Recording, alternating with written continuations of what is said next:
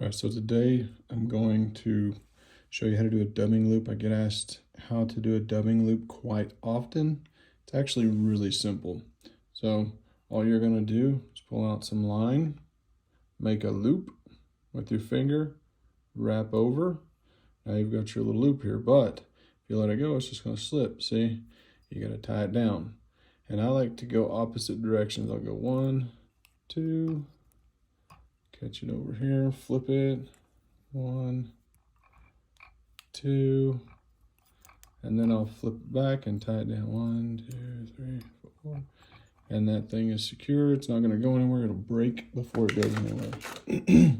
I highly recommend getting some type, excuse me, of dubbing tool. I know it's fuzzy, but this head on this spins freely.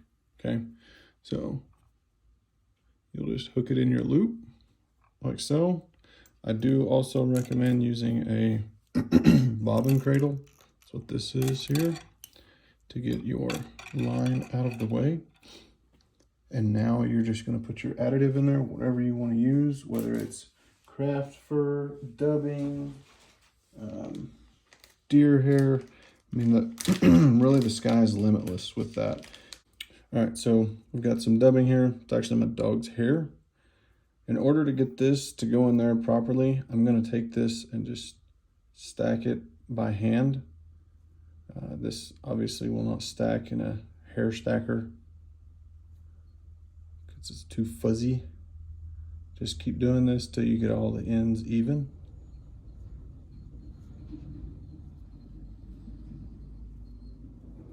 Till everything's nice and even, pretty close. Might do one from the other side. Okay, fairly even. Everything's pretty well even. Now there's a couple options here. If you're trying to be very precise on the length of your collar or your body, you can trim one side off and slide it in. I typically don't. Sometimes I do. But you want to fan all this out. If you do it on your knee or something here at your table, it'll help. So I'm gonna show you guys how I do this. I do this on live all the time when I'm tying game changers and just bigger flies in general using craft fur. I'm gonna show you how I do this because I haven't been able to do it on live. It's kind of awkward to try and show this angle while I'm tying on live. So what I do is I fold all the fur up, I'll slip in there, pull some down, hold it down right there. You can use the scissors or whatever you want to use. You don't have to use the scissors, but that's what I do because it's what's in my hand. And then just let it stand up. Snip it off nice and close. Now, bear with me for a second. I got to move this and get my comb. So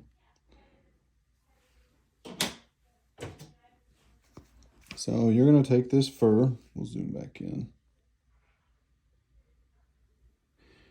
And if you're wanting all of this, the longer stuff, you want to pinch it about halfway, however far, about halfway, however far, up to you.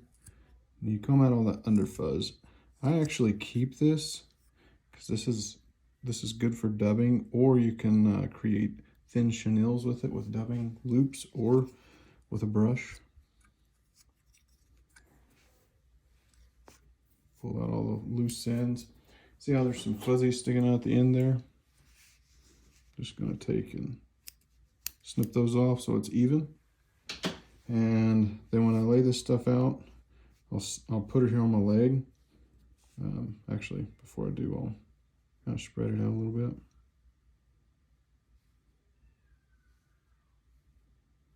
Okay, there. Now it's all spread out. And, you know, for example, say I've got more I'm gonna lay down. I just continue to lay it down my leg as long as I need to. I don't go any longer than this is though. So right here, this chip clip's got a 90-degree angle right here, so I come in at an angle to get underneath it so I don't miss any. Snip, and there you go. All right, so you're gonna open up your loop and slip the dubbing inside of it. It's kind of hard to do with the camera right here this close, but we'll get it in there. This doesn't have to be pretty by any means. So now that you've got your hair in there, see how it's flat, straight, even, whatever. However you want to do it. You can also slide it around side to side.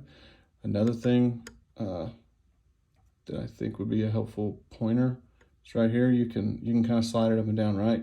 One thing you can also do to spread it out is just tap it. You can kind of push like this to spread it out. See how it spreads out. All right. Now after you do that, you're just going to start spinning.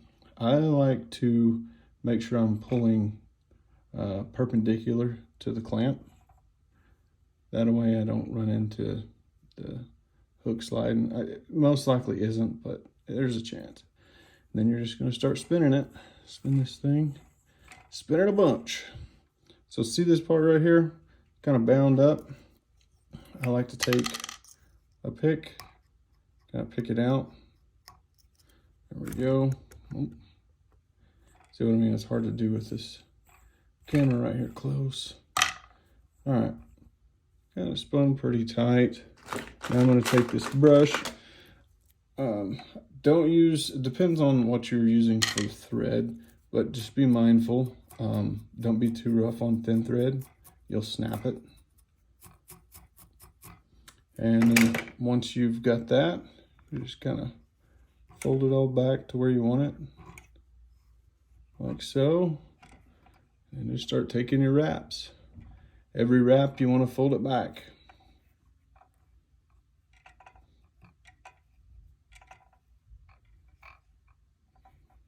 You don't have to, but it makes it a lot fluffier and thicker if you do.